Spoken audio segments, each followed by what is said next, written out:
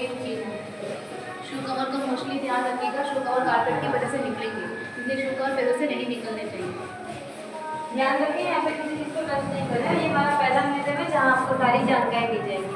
शुरुआत करते हैं कथावाचकों से। लगभग सभी जानते हैं ये गुजरात के रमेश भाई ओझा हैं जो श्रीमद् भागवत पुराण के कथावाचक हैं। उनको भाई श्री के नाम से भी जानते हैं और इन्होंने पहली कथा 13 साल की उम्र में शुरू करी थी। मुरारी बापू भी गुजरात से, इनका पूरा नाम मुरारीदास प्रभुदास हरियाणी है।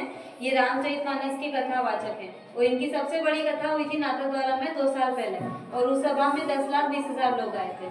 जया किशोरी जी नाम जया शर्मा है और किशोरी जी की इनको उपाधि दी गई है। ये 2 कथाएं करती है, एक है श्रीमद् भागवत पुराण और दूसरी कथा है नानी बाई का मायरा। नानी बाई के मायरे की कथा से ही ज्यादा फेमस हुई थी। गुजरात की फेमस सिंगर गीताबेन देवारी। यहाँ पुष्टि माँ के बारे में, ये प्रथम मिलन है महाप्रभु जी वल्लभाचार्य जी और श्रीनाथ जी का जब पहली बार ये मथुरा में गिरिराज पर्वत पर मिले थे। महाप्रभु जी वैसे राधा जी और श्री कृष्ण के ही स्वरूप हैं जो श्रीनाथ जी की सेवा पद्धति के लिए इन्होंने धरती पर अवतार लिया था। महाप्रभु जी 11 वर्ष के थे तब श्रीनाथ जी ने इनको साक्षात दर्शन दिए थे और आकर इनसे गले लगे थे कि मेरे प्रिय वल्लभ आ गए और उसी के बाद में महाप्रभु जी ने श्रीनाथ जी की सेवा शुरू करी थी। ये नाथद्वारा की फेमस कला है पिछवाई कला।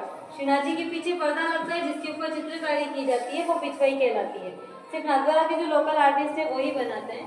गोवर्धन पर्वत जहाँ प्रथम मिलन भी हुआ था और श्रीनाथ जी की प्रतिमा का प्राकट्य भी हुआ था।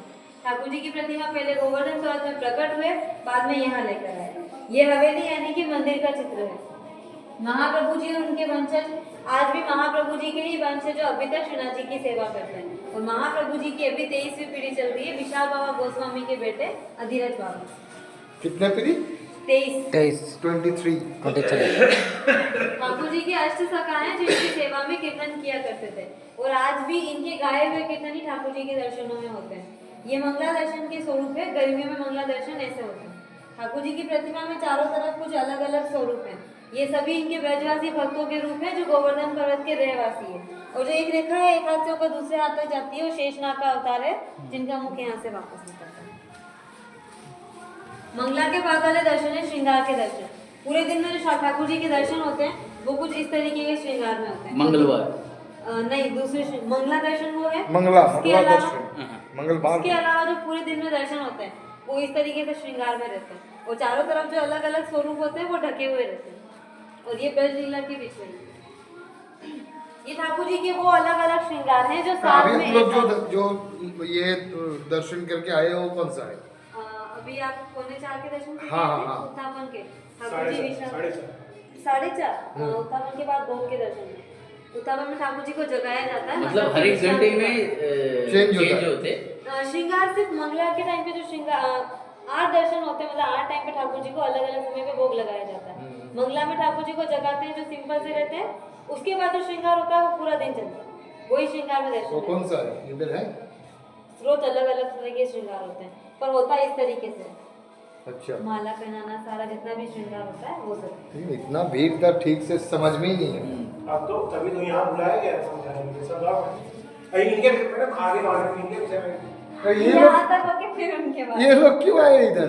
ये महापुरुष है ना, इन्होंने कितना कुछ किया है हमारे देश के लिए। ये लोग महापुरुष है। अच्छा चलो, लेकिन ये जगह सही नहीं है इन लोगों को रखने का। दादा को मत बुलाना। Don't take it political. इन लोगों का स्थान होना नहीं होता बाहर। तो ठीक है ये बनाया, लेकिन आप भगवान को दिखा रहे हो तो उसमें ये तो महाप्रभु आ गए।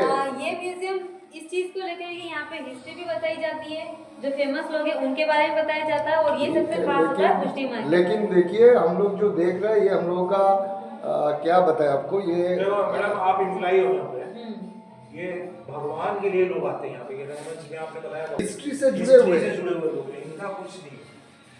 ये क्या है, नेक्स्ट 5 इयर्स में हम नहीं रहेंगे तो क्या है, वो उनका ड्यूटी कर देगा। He has to bound to do that duties for India. हम लोग चुने हैं तो इसलिए ना। आइए मैडम आगे चलिए, सॉरी मैडम। इधर ना ये क्या है, ये एक फीडबैक की तरह भी आप ले सकते हो। वो ठाकुर जी के अलग अलग श्रृंगार है जो साल में एक बार होते हैं या फिर उससे भी कम। कुछ ओह, अलग अलग, हाँ अच्छा। कुछ अलग अलग उत्सव आते हैं तो ठाकुर जी का ऐसा अनोखा श्रृंगार किया तो इधर भगवान का नाम क्या है? ठाकुर।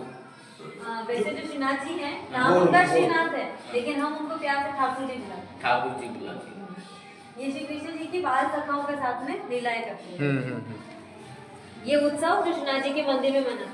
जन्माष्टमी के अगले दिन होता है नंद उत्सव। नंद बाकी उत्सव। सभी जगह दही हांडी का उत्सव होता है, मटकी फोड़ी जाती है। यहाँ मटकियों में दही दूध भरकर एक दूसरे के ऊपर छिड़काव करते हैं। अच्छा प्लस मंदिर होते के- हैं ऐसा? हाँ, प्लस मंदिर के जो मुखिया जी होते हैं वो हाँ। नंद बाबा का वेश धारण करेंगे, और जो वल्लभ कुल यानी कि महाप्रभु जी के वंशज होते हैं उनके जेंट्स लेडीज बनकर उत्सव मनाते हैं। सबसे उम्र वाले यशोदा माँ बनते हैं, और फिर ये दोनों ही लालन जी को झूला झूलाते हैं। इसका मतलब उस टाइम बहुत बड़ा फेस्टिवल होता है यहाँ। यहाँ हाँ उधर यहाँ अगर श्रीनाथ जी यहाँ के मतलब नाथद्वारा में श्रीनाथ जी के नदौरे को वहाँ होते हैं। द्वारा वो श्रीनाथ जी वाले में होता था, वृंदावन वही तो बोल रहे हैं। वहाँ होता है। वहाँ भी होता है, और यहाँ जो मंदिर है यहाँ पे ये यहाँ तो के उत्सव के श्रीनाथ दौरान- जी वाला जो मंदिर है तो वहीं से उठा के लाए ना, जो आपने बताया वहीं से प्रतिमा वो- को लेकर। हाँ, प्रतिमा हाँ, लेके आया। जी। मतलब नागद्वार अलग है, श्रीनाथ जी टेम्पल अलग है, दोनों एक ही है ना सर? नाथद्वारा गाँव का एक सिटी का नाम है, और श्रीनाथ जी मतलब भगवान का नाम है, ऐसा। नागद्वार सिटी का नाम है। हाँ। अच्छा। और श्रीनाथ जी का नाथद्वारा ही उनके मंदिर नाम है, से ही तो हम बना देख के आए। उनके नाम से ही नाथद्वारा नाम है। हम्म। ये महाराज यानी कि जो रासलीला होती है वो, और ये दिवाली के अगले दिन होता है अन्नकूट उत्सव। अन्नकूट। जिस दिन गोवर्धन पूजा होती है उस दिन चावल का बहुत बड़ा ढेर होता है, श्रीनाथ जी के सामने रखा जाता है, और आदिवासी साम्राज्य के लोग को आमंत्रित करते हैं। वो आकर उस ढेर को लूट कर लेकर जाते हैं। ये उत्सव होता है अन्नकूट। ये नौका विहार यानी कि नाव मनोरथ ठाकुर जी को नाव में बिठाकर सैर कराई जाती है। छोटी छोटी पिछवाई जो घरों में ठाकुर जी की सेवा करते हैं उनके लिए। वहाँ इतिहास के बारे में छत्रपति शिवाजी महाराज जो मराठा साम्राज्य के थे अच्छा, इधर और पता उनके नहीं, साम्राज्य ये के भाई पहले फोटो छत्रपति लेते थे। और ये मेवाड़ के राणा महाराणा प्रताप, जिन्होंने सबसे ज्यादा अकबर के साथ युद्ध किए लेकिन कभी हारे नहीं, और महाराणा प्रताप के वंशजों की वजह से मेवाड़ में कभी किसी मुगल शासक का कब्जा नहीं हुआ। फोटो ये दोनों का कब्जा नहीं किया ना ये सब लोग? नहीं आया। सिर्फ ये दो ही लोग हैं। फेस में नहीं आई थी, पूरा बैकग्राउंड ब्लैक है। आपका फेस सरेंडर नहीं किया ये हम्म, लोग। हम्म, इसलिए मुगल राज इधर नहीं हुआ। हम्म। मेवाड़ में नहीं हुआ। मेवाड़। आई। ये भी मेवाड़ की राणा है राज सिंह।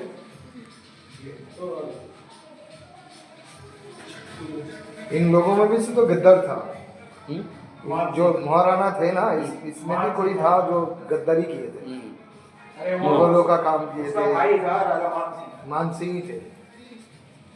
ये मेवाड़ के राणा है राज सिंह जी। ये महाराणा प्रताप के ही वंशज थे, और श्रीनाथ जी की प्रतिमा को जब गिरिराज पर्वत से यहाँ लेकर आए थे तब इन्होंने ठाकुर जी का स्वागत किया था, प्रतिमा की, और महाप्रभु जी के जो वंशज थे उनकी रक्षा का वचन भी दिया था, और यहाँ पर हवेली का निर्माण करवाया था। यानी कि जो श्रीनाथ जी का मंदिर आप जब गए थे वो इन्होंने ही बनवाया था।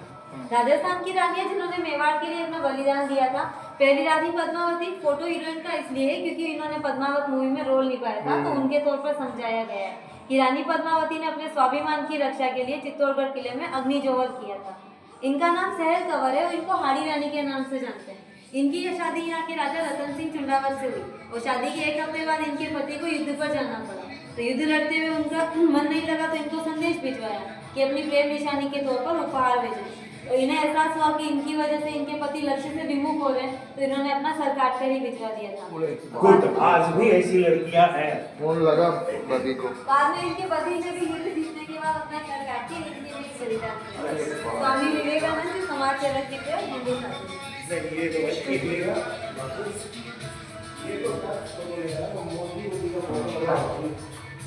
सुदामा की कहानी। आ जाओ आजा इधर। कंप्लीट करो। अरे आ जाओ सर। हर हर महादेव। यहाँ श्री कृष्ण जी की लीलाओं के बारे में सुदामा और श्री कृष्ण जिनकी मित्रता की मिसाल आज भी दी जाती है कि सुदामा कितने ही गरीब थे लेकिन कभी श्री कृष्ण से इन्होंने कुछ नहीं मांगा, फिर भी श्री कृष्ण ने इन्हें 2 लोक की संपत्तियां दी थी, 2 मुट्ठी चावल के बदले। ये भी मेवाड़ की ही रानी थी मीराबाई, जो पिछले जन्म में श्री कृष्ण की ही गोपी थी, इसलिए उनके प्रति इनका प्रेम कभी कम नहीं हुआ। इनकी शादी यहाँ के राणा सांगा के बेटे के साथ हुई थी, और शादी के बाद भी ये कृष्ण भक्ति में लगी रही, और द्वारिका में ये श्री कृष्ण की मूर्ति में ही जाकर समा गए थे। अच्छा, ये तो वही मीरा जी थी। वाह। फोटोज लेने सभी आ जाइए, फोटोज में लेने। नहीं, अलग अलग